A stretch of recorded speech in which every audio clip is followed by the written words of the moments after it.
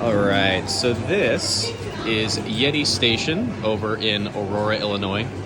A little bit smaller than some other arcades, but in my opinion, I think this arcade has some of the best maintained arcade machines and pinball machines in northern Illinois.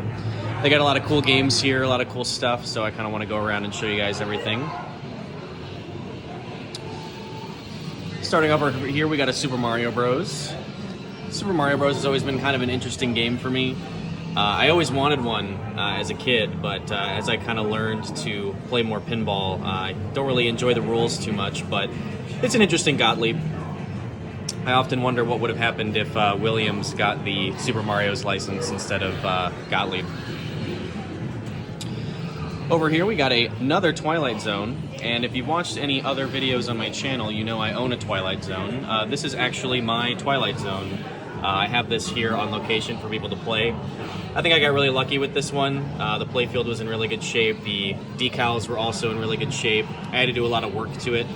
I got a couple videos planned actually with this machine because putting an old Williams game on location kind of teaches you a lot about pinball maintenance and what can go wrong, especially with a 30-ish year old machine. Over here we got a Bram Stoker's Dracula. And I love Bram Stoker's Dracula. It's such a brutal game, but it's got really fun rules. Lots of cool stuff to do in here. This one's kind of cursed, in my opinion. It's got a bit of a weird issue with the flippers, but the location keeps the game cleaned and maintained really well, so everything always shoots really well.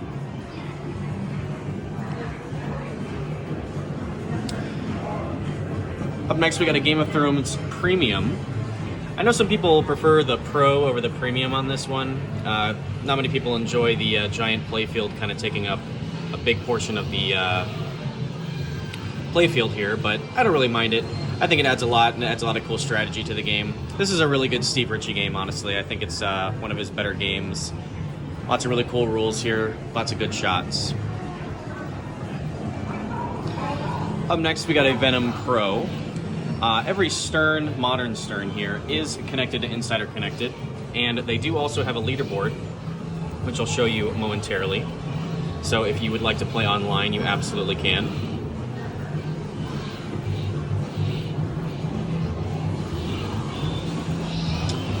Up next, we got a Foo Fighters Pro.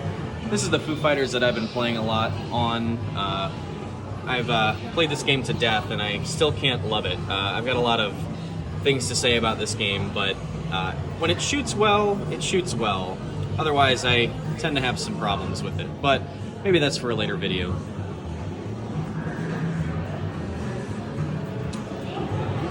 Up next, we got a Jurassic Park Pro, and I've actually been playing more Jurassic Park recently and have really come to like it. The rules are really interesting, the shots are a lot of fun, and the game flows really well, especially for an Elwyn game. What I like about this game is it's a lot easier to trap up than a lot of other Elwyn games. Elwyn likes to kind of keep his flippers down a bit to kind of force the player to shoot and not hold on to the ball too often. Still need to learn a little bit more about this game, but I've been having a lot of fun with it. Up next, we got a Godzilla Premium. I've talked about Godzilla Premium quite a bit on this channel. If you know anything about Godzilla Premium, it's obviously a fantastic game if you don't get to play, or if you haven't played one yet. This one is in awesome shape. Every shot always just shoots well. The flippers are always strong. Same goes for pretty much every other pinball machine at this location. Kind of like I said at the beginning of the video here, I think this arcade has some of the best maintained pinball machines in northern Illinois. They don't have a lot, but they do rotate them out semi-frequently. A lot of the sterns don't tend to move, but the older Bally Williams and older sterns do get rotated out every now and then. This location has like a Ghostbusters Premium that they put out every now and then, and a couple of other pinballs. Up next, we have a Star Wars Limited Edition. So if you enjoy Star Wars, you can play a limited edition here. This game's dialed in pretty well. The Death Star shot on this one is a little difficult, but it's been dialed in pretty well. Usually these horseshoe shot over here will just kind of drain you right down the middle, but this one's dialed in pretty well. I definitely prefer the Premium over the Pro on this one. I know the Pro is favored a little bit more in tournaments, but when it comes to actually playing the game, I typically prefer the Premium. And up next, we got a Deadpool Pro. I actually own a Deadpool Pro. I love this game a lot. It's got such great shots. Again, George Gomez, he just designs great games. It's kind of sad he isn't really making games anymore. I think personally he's one of the best pinball designers of all time. He's up there with like Pat Lawler and Steve Ritchie. He just makes amazing games. The shots just always seem to work. You never seem to brick out a shot. When I first played Deadpool, a lot of the shots were kind of bricking, or you would kind of rattle around a lot or hit these kind of rubber posts here. But, you know, that was just kind of a skill issue.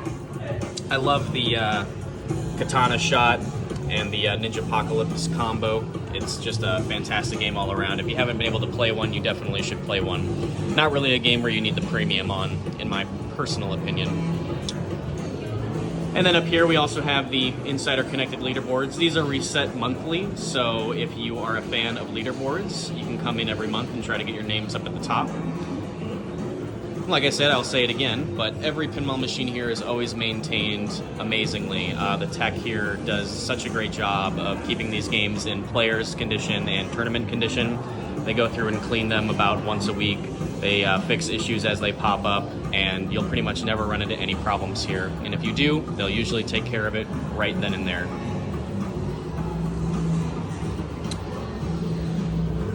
And swinging around here, we've got a Crisis Zone. Not working right now. They've been having some problems with this one, but they are working on getting it fixed. Got a House of the Dead 2 stand-up. I believe they just got this back up and running. They were having some problems with the guns, but they managed to take care of that. Plays pretty well. Got a stand-up Daytona USA. Never been a big fan of Daytona personally, but I know it is a classic. People really like this game. And over in the back, we have a stand-up Crazy Taxi, also in very good shape. Again, and that's something that you'll notice, pretty much every game here is in amazing condition. They really take care of their games here. This is also an arcade that does not replace CRTs with LCDs. They will pretty much do anything in their power to keep the CRT working. So any game that uses a CRT monitor here, it's going to look fantastic. Then over in the back, we have a DDR Extreme running 5th mix. They will rotate out the mixes here every now and then, but they like to keep older mixes on this particular unit, just because you can go play a more modern version of DDR at a round 1 nearby if you would like to do so. They like to cater to some of the classic players. Got a Killer Instinct over here. Another Gauntlet. Seems like all these arcades have always got a Gauntlet of some kind. Never been a big fan of Gauntlet, but again, I know it's just one of those classics. People really like it. And I'm gonna hit this row here real fast and just kind of get a lot of these in frame. Lots of classics here.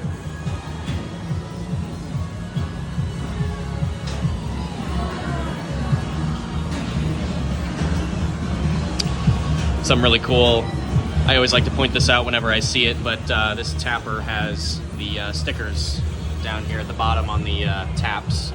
Usually they're always fallen off or rubbed off just because they get beat up quite heavily. Got a Clax. This is actually a really fun puzzle game if you haven't been able to play it.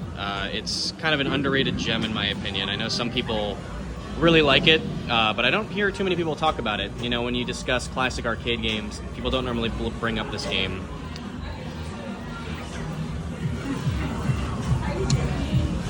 Got a Dragon Ball Z. This is another game I believe they just got fixed. They were having some issues with the memory card, but it seems to be working now. Mortal Kombat 2.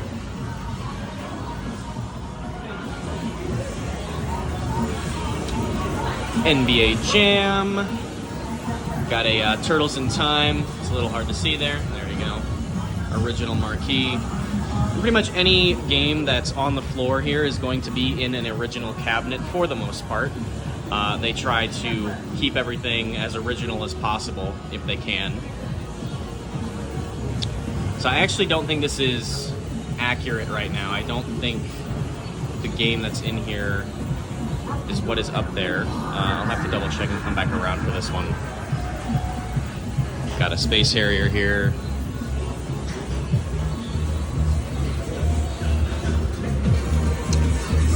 And over here we got two Max Tune 3s.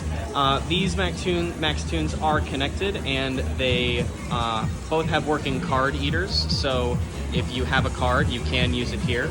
The front desk also sells reproduction cards, so if you're interested in actually saving your data for this older game, you can do so, and they will swap it out when you reach the limit of rewrites on your card, which is really, really cool. Got a Musica over here with the Pops. This is running Musica Plus right now and is also online. If you are a fan of Musica, you can play one here. Got a U-Beat over here running Avenue. I'm gonna kind of talk a little loud here because there's music playing and I would like to avoid a copyright strike. And then over here we got a Waka running Waka Plus. This is actually my Waka cabinet that we have here at the arcade. Need to replace some LEDs on it, but it is running Waka Plus and online if you would like to play. Currently got a Marvel vs. Capcom 2 in this stand-up cabinet right here. And then we just got a couple PCBs. So they got Tekken 8. When Tetris the Grandmaster 4 releases, I believe they will be putting Tetris the Grandmaster 4 in here if you are interested in that, if you want to play when the game comes out. And then we got a couple of Blast Cities with Third Strike. There's a Versus City over here. Street Fighter 2. This arcade does do Third Strike tournaments. I'm unfamiliar with the dates, unfortunately, but they do Third Strike tournaments, so if you are interested in that, they do that as well. And then we got a couple of other PCBs back here. And we've got a Rhythm Heaven as well, also running the original CRT. If you're a fan of Rhythm Heaven, you can play this game here. And then a Neo Geo with a couple of games. I don't believe what's up at the top here is actually accurate to what's in the game or in the cabinet. They do kind of swap them out every now and then, so if you show up at any point, it might be different. And then what's really cool over here, they got a Capcom Cute. I believe this is a reproduction. I can't remember if it's a reproduction or an original, but really cool cabinet you don't see too often. These are pretty rare. And then I got one more row of arcade games to kind of go over.